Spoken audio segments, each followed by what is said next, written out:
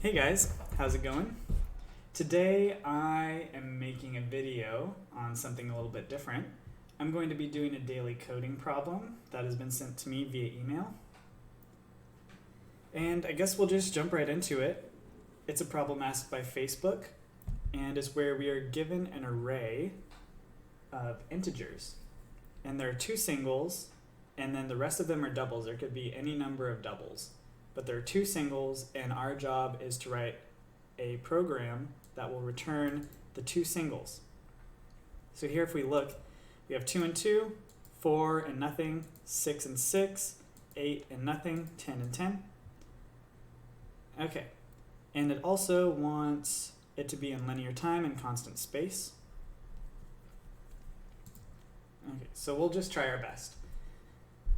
I will copy this over really quick so we can see it. Okay, and then we'll make our function def, and then the name of the function, we'll call it single. And then we're passing in an array. Okay, I'll just assign this to R1. Why not? Okay. It's giving me an error here because I have an open function with nothing in it. Okay, so what should we do here? Well, a lot of times when you're given a coding problem or like a coding interview problem and you're given a list or array of integers, it's best to sort the array first. So it's easier to pick out patterns and it's easier to write an algorithm that will exploit the patterns. So I can show you really quick that if we use Python's function sort, we can just sort the array. And what it does is it takes the array, it'll sort it, and it'll put it back into the array in constant time. So we can just return the array, whoops, spelled it wrong, and see what it looks like if we print it out. If we print out us calling the function single and passing this array that they gave us. Let's see what it looks like. 2, 2, 4, 6, 6, 8, 10, 10. Okay. Now what can we do from here? Well, to me, it looks like it might be easier if we jump through this 2 at a time and we just compare it to what's next to it. So if we start at 2 and we compare it to 2, we say this is the same. So we can jump over 1 and we go to 4, compare it, they're not the same. So now we can assign it into an array and then we can keep going. But with the way that I've said that we compare it, it's easier if we're starting with the very first potential single or double. So we start here, compare it, we go here, compare it, and we want to go to here instead of jumping over 2. So I can just loop through this whole thing by 2's, and once I get to the single, I can knock back the incrementer 1, and it'll put me at the next potentially single or double. So let me show you what that looks like. I'm going to use a while loop to loop through the array, and we'll start at 0, and we will go until I is less than the length of the array. And then we also have to increment it, and I wanted to increment it 2 at a time. Instead of going up 1 to loop through the whole array, we'll skip 1. And so now we have it looping through it like this. 2, 4, 6, 10. That's how it'll loop through it. So we can write a little trigger if statement to compare the two. So is r sub I the current index? Whoops, I'm writing in the terminal. Okay. If r sub I, let's say if it's not equal to the next position in the array, then we will just skip 1. Or if it's not equal to it, sorry, then we can do something with it. So what are we going to do if we end up running into the single? This is telling us that it's a single. So what should we do? Well, what I would do is I will just make a new array. And since you can't assign anything into an empty array in Python, you have to append it. So I'll just append it r sub I. There we go. So the current index will be appended. And then we also want to make it so that when it jumps to the next one, that it goes to this one instead of this one. So we'll just knock back the incrementer one. Whoops, minus equals 1. So it'll go here, and then it'll go here, and then to here, which is a little weird, but it works. So let's go ahead and look at what happens, what we see in our single array. It actually gives us the right thing the first time. So it went through the sorted array, and it found our two singles. So now that that works, we have to see potentially what could go wrong. So I'll make a new array of a different example. Let's try it where the singles are at the very ends, because I feel like those are where things could go wrong potentially. So we'll do that. And then we will run our current code with our new array. Let's see what happens. Okay, we ran into a list index out of range error, and it happened with this line of code here.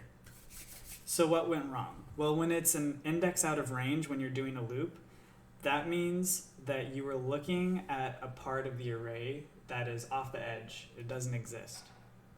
So we went to compare this 4 here with something out here, which doesn't exist. So that's why it gave us the error. So what could we do to fix that? Let's see, what I would do in this case, it's actually should be pretty simple. If we are at the end, so if I plus 1, if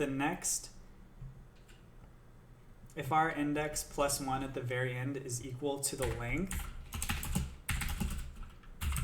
of our array, that means we're at the very end.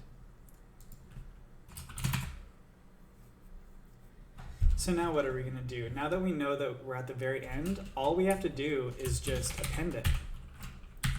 We can just append, we can just append r sub I to our single array. And this should make sense. So once we get to here, we are at the very last spot, and we will just simply assign it.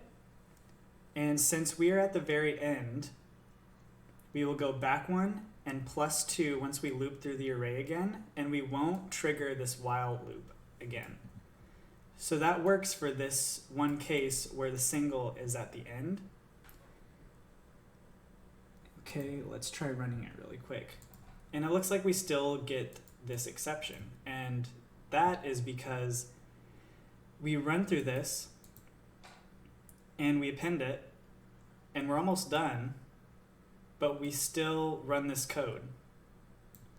So we can skip it. We can either just break, or we can return our single array here and see if it works. And it did work. So hopefully I can explain this a little bit. Let me see.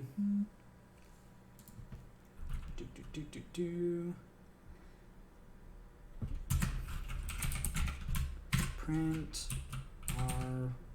r1.sort. Let me look at this sorted array.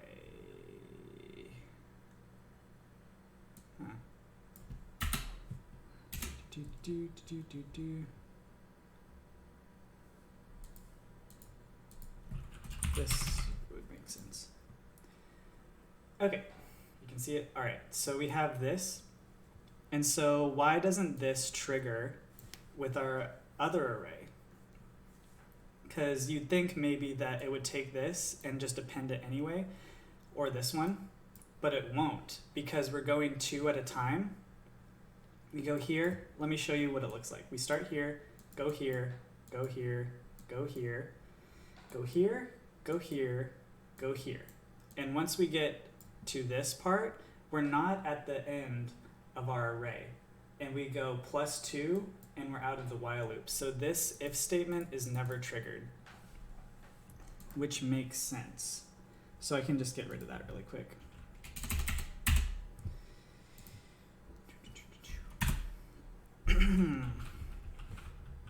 Okay, and that was actually kind of interesting. You notice that I printed the single array and the sorted version of the array, and it only printed out 1 because they were both the same, which is very interesting. I think something like that. I don't know. All right. Anyway, grade 3. Let's make something else just to make sure that this works. Plugin crashed.